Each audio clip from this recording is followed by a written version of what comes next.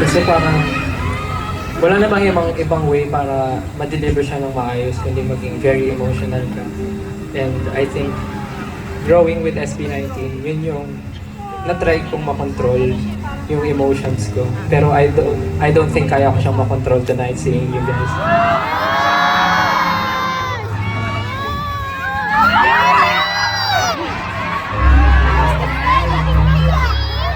Tulad nga ng sabi nila, sobrang tagal na ng SB19. And every time na may concert kami,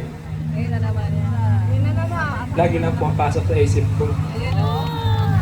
Ano ba yan? Nagkakastel eh. Hanggang kailan kaya namin ma-experience yung ganito? Hanggat may trabaho. Hanggat may pambili ka.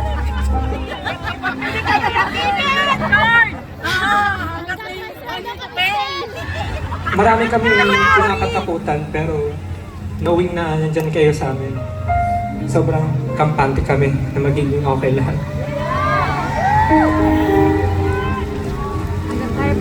Hindi man tayo sure kung kailan magwawakas ang lahat, pero at least ngayon sure tayo na marami na tayong nagawang memories na masaya magkakasama. So, saan man tumapunta, I think enough na yun para masabi naging makabuluhan yung buhay ko.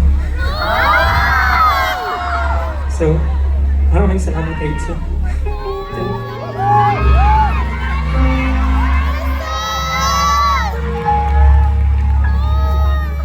Ito lang, hindi ko pa alam paano ano sasabihin.